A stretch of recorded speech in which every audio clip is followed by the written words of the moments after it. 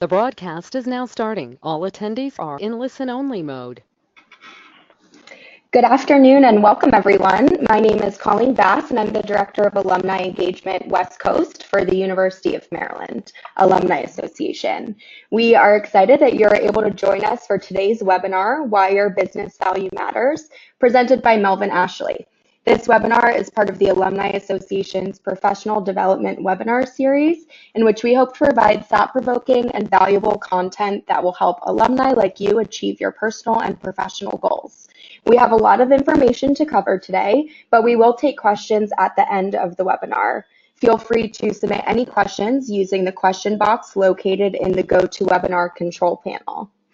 Melvin Ashley, class of 2010, is a business advisor at Prescott Washington that works with small and medium-sized enterprises in the areas of employee benefits and succession planning.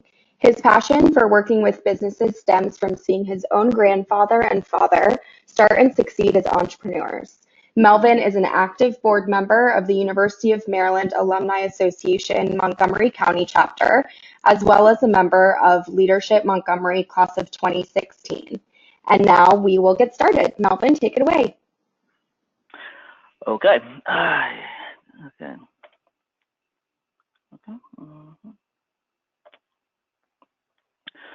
So hey, good afternoon. My name is Melvin Ashley, and I'm a certified exit planning advisor here in Rockville, Maryland. I want to start off with University of Maryland Alumni Association, as well as in particular Aubrey McLaughlin for putting this together.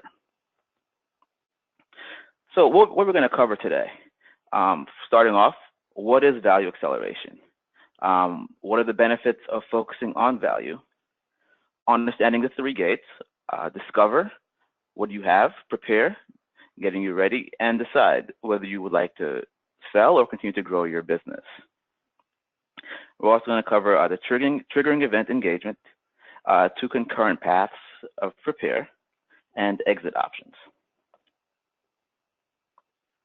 So I'm going to start off with a definition of what value acceleration is. Value acceleration is a proven process that focuses on value growth and aligning business, personal, and financial goals. The benefit of focusing on value over income is you end up with both. By focusing on value, we integrate the three legs of your master plan, your business, personal, and financial goals, thereby maximizing the transferable value of your business, ensuring the owner is financially prepared, and that there's also a plan for what's next. Focusing on value promotes team play amongst your core group of advisors, your wealth manager or financial planner, your value advisor, your CPA, and your attorney. It clarifies the roadmap to success by giving you an action plan. It gives you a clear accountability and creates a leap in value.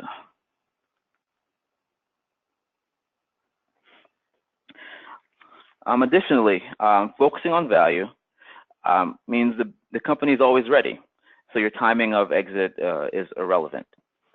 If a private equity firm approaches you, or if another person in your industry or company in your industry approaches you to purchase, you'll be prepared. It yields predictable results. It breaks big strategic efforts into 90-day sprints. It connects your daily activities to value impact. It acts as a driver of organizational behavior. It mitigates risk, as the first step of value acceleration is de-risking, creating contingency plans, having your insurance prepared. It gets everyone in the business thinking like owners. It ensures your family and your wealth are the center of the plan, and it can be used as an intergenerational and employee development tool.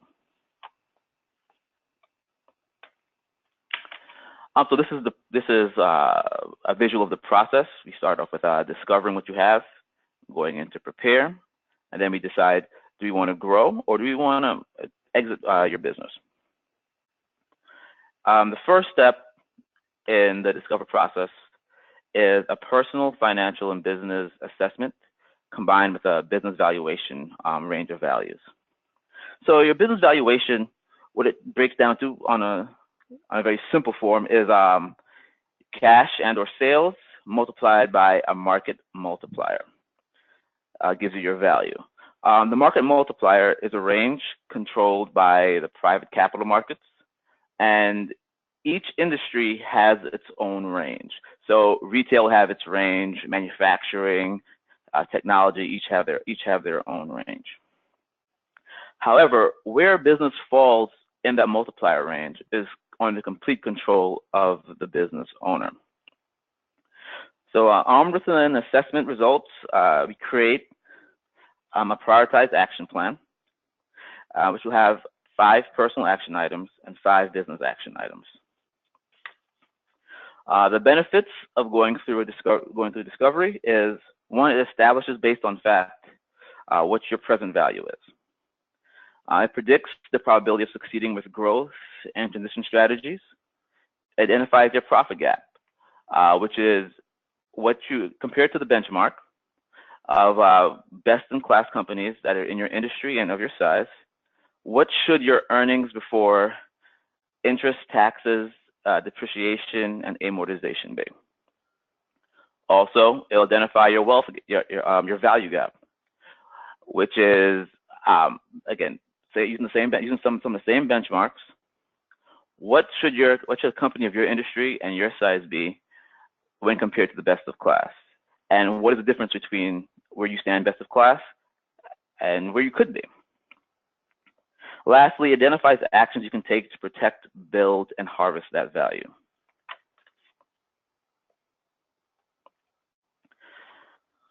Once we have completed the discovery, we go into the prepare gate. Here we have 2 paths. We're looking at your personal and financial, as well as business improvements.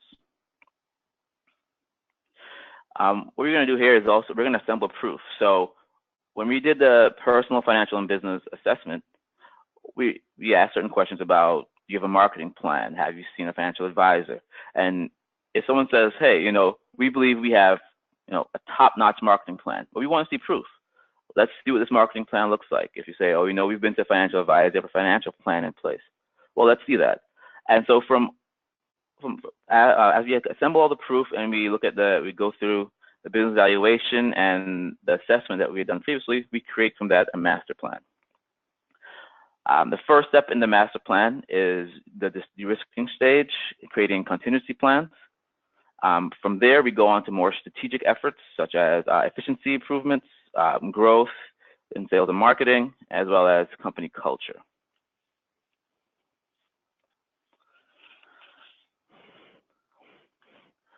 Lastly, we decide, do we want to keep the company and continue to grow? In which case, we go back to the prepare stage. Or do we want to exit the company? At this point, do we want to sell it? Then do we want to sell it internally to say one of our kids, we want to sell it to our management partners, or do you want to sell it to outside of the company, to a third party, to a private equity company?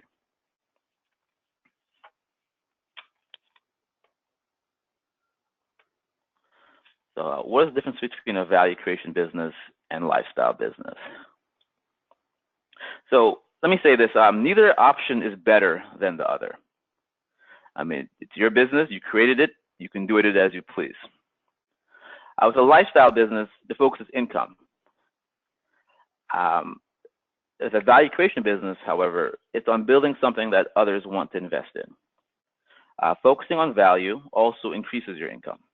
It makes your business transferable.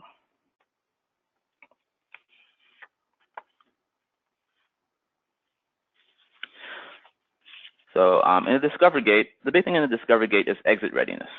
This isn't a decision to sell, but it's a statement of facts. We're considering 2 things here. 1, is the owner ready? And then number 2, is the business ready? Common issues that we see with readiness on the personal side is no goals or objectives, no contingency plans, dated buy sell, and family of shareholders maybe members are not on the same page. I've had situations where someone planned to pass the business on to their kids. When I spoke to the kids, they said, we have no interest in working in that business or running it. So you want to make sure everybody is on the same page. Financial issues, readiness issues that I've run into is income requirement, post-transition, needs versus wants. I had somebody say, hey, we want to sell our business for $10 million and get $400,000 a year coming in. I got that from the business. Well, I had to ask, is this what you actually need for your lifestyle, or is this something that you just like to have because it makes you feel good?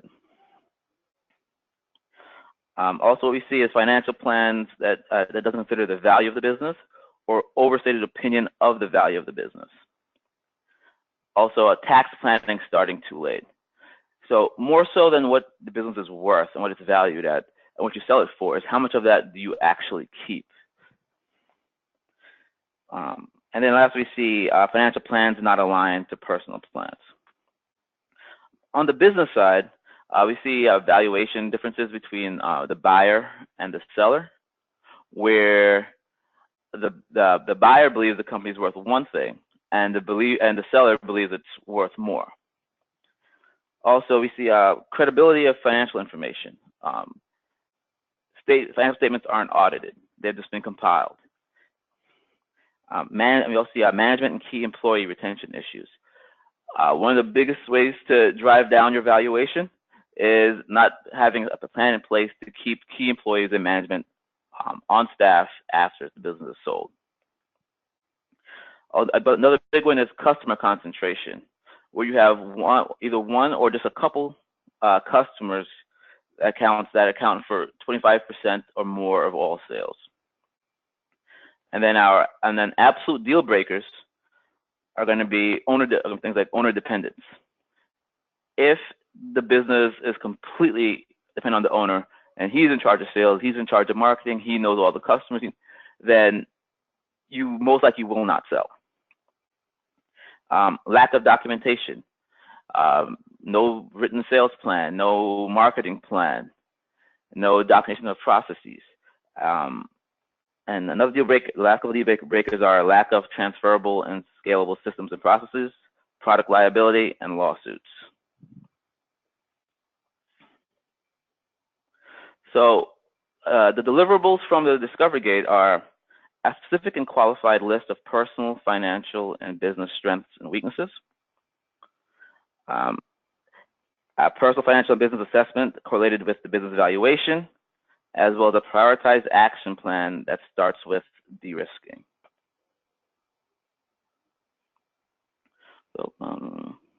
So your personalized action plan will have the 5 personal actions as well as the 5 business actions. So what you'll get is an assessment that looks like this. That will show you some categories, topics with actions that can be taken to increase value, and from that you'll get to an actual action plan.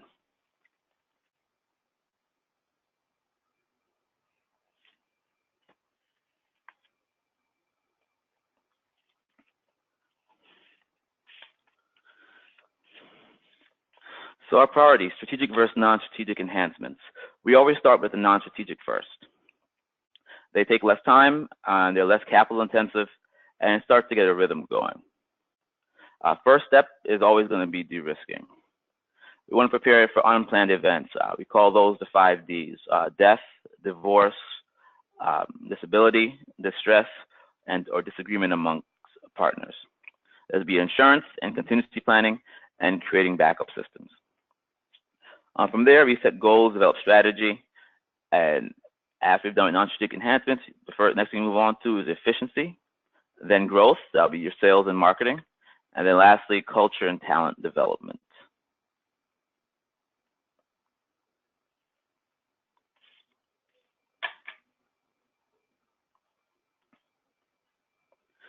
So as far as business actions that we'll be looking at is employee situations. Again, are key employees are they going to be staying on? Has there been a way to retain key management and key employees in the business before it's transferred? Management, development, succession. Are there succession plans in place? Customer diversification, analysis, contracts. So are there written contracts with your customers, or is it, we've been friends for a long time and everything is a shake hand deal? Is there a customer concentration? Is the majority of your sales and revenue coming from a small number of customers? Metrics and dashboards, inventory management, financial history and projections. Have your financial statements been audited? Systems and processes, company book proof. And on the personal side, personal goals and objectives. So after you transfer your business, what's next? Do you have a plan as to what you want to be doing? Any hobbies, new projects, family involvement? Do any of your kids work in the business, or any kids that you plan to have take over the business? Needs versus wants. Maybe we want to look at what you need from the business for your next stage versus what you would like to have. Our exit option analysis is going to look at, do we want to transfer this business internally or externally? Do we want it to be going to kids, our management team, our current business partners, or we're looking to sell it to a third party, or looking to sell it to a private equity firm? Tax planning and net proceeds. The most important thing is what we keep. Again, more so than the actual valuation itself, what we sell it for. If proper tax planning is not done, we will not get the proceeds from the business that we think we deserve. Development of an advisory team. Again, and life after planning.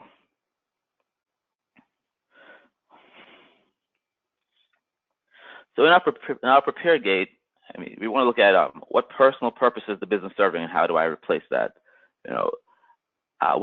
Who depends on me? Who can I help? Can I stay healthy to continue to doing more growth? Contingency planning. That's your what ifs. What if the worst case scenario does happen? Or it's insurance planning. You're looking at your needs versus your wants. Can you achieve your personal objectives without your current income? Are you confident you'll be financially secure going forward in estate and tax planning? When we look at on the business side, again, the first step is always de-risking and other value enhancement projects. From there, we move on to governance and team building. Then we're looking at efficiency, system improvements, expansion. It's going to be your sales and marketing, and then lastly, looking at the culture. From there, we assemble proof. We want to see, as I mentioned earlier, all documentation. Your sales plan, your marketing plan, HR plan, audited financial statements. Everything should be organized and ready to go. Everything should also be updated on a somewhat regular basis. And lastly, we're going to create a master plan, which is going to be focusing on value versus income. Integrate your personal, financial, and business goals. It puts the owner's family and wealth at the center of the plan. It promotes team play. We're going to have you have a number of advisors you'll be working with: your CPA, your attorney, your value advisor, your wealth manager, or financial planner. Of course, it clarify, giving you a roadmap to success, offer accountability, have clear deliverables and benefits.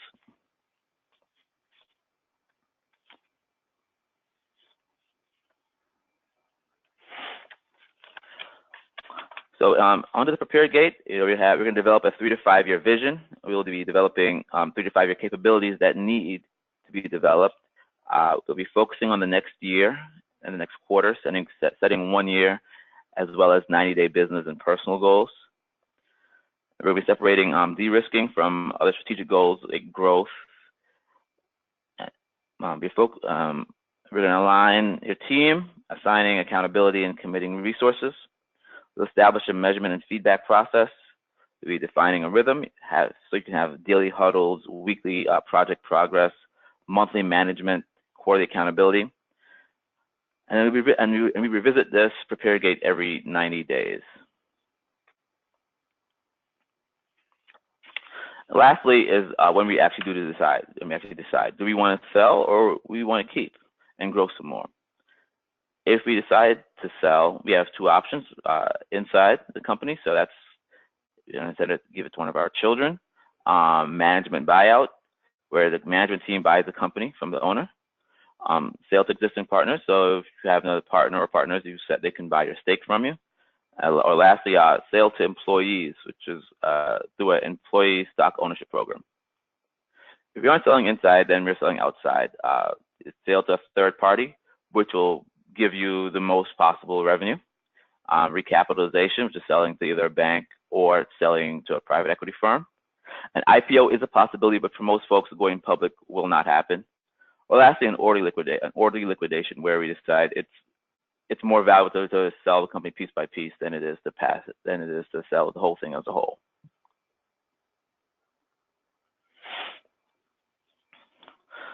So yes, our third gate is our major decision point. It happens, you come to this point every 90 days.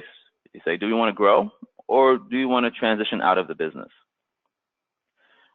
We just assess market timing. What's the economy looking like at the time? Business life cycle. Are we on an upswing or on a downswing? And also, as the owner, your personal time chart, where you are in your life. If we decide to grow, it is a time commitment. It's going to be also a capital commitment. It'll likely take a couple of years, from 2 to 5 years, and will make your business more complex. However, the reward could be 2 to 3 times increase in value, if not more. If we choose to transition, we can look at it and say, okay, we can transition into internally or externally, and then through analysis, we can decide what works best for you. So here's again the overview of the process.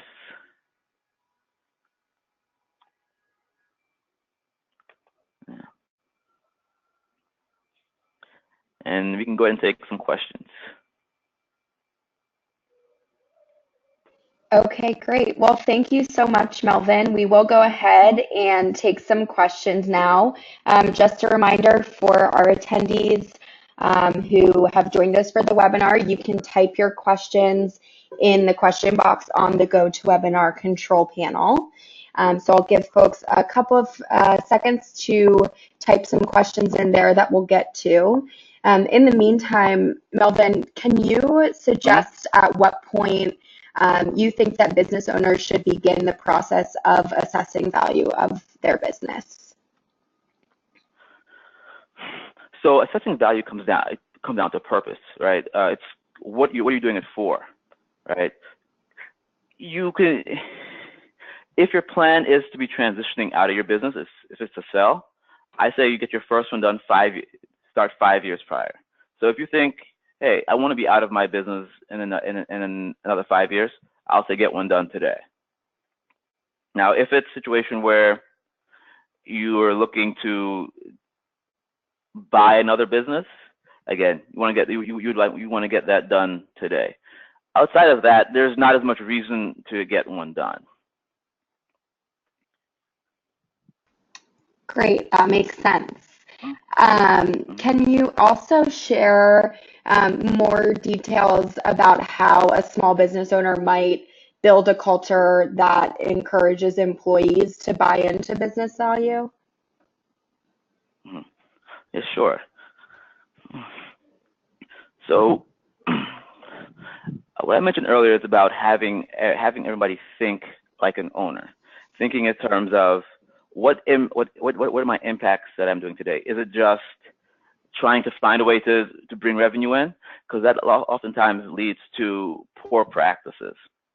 So at the end of the day, what we want to do is have everybody thinking in terms of best practices, right? What will make our business, or what makes my actions best in class?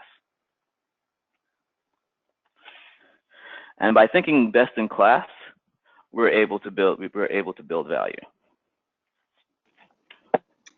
Great. One more question. Maybe could you talk a little bit more about what you do in your particular role and how you might be helpful in helping business owners sift through these steps and what that process actually looks like? Yeah, sure. So my role is as a value advisor.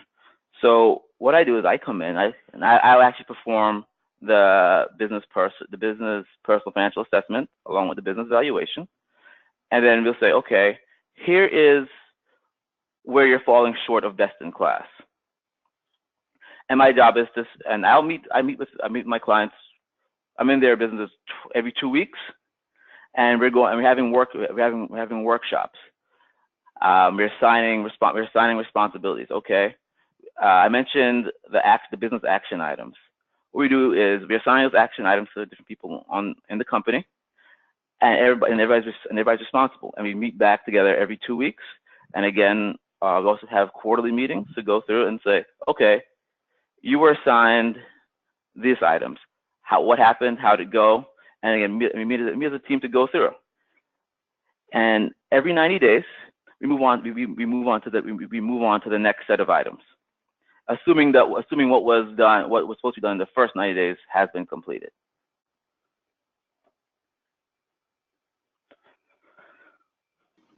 Wonderful. Well, it looks like those are the only questions we have right now. We are going to go ahead and wrap up. Melvin, is there anything to close that you want to share with our attendees today? Yeah, sure. As we're building our business, it's important that we focus on value. Without focusing on value, our companies are not transferable. That's transferable to our kids, or transferring outside of the company.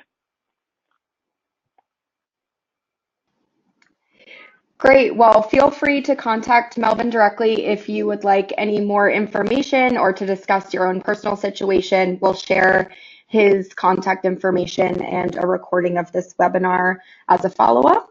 Thank you, everyone, for joining us today. Have a wonderful day, and go Terps.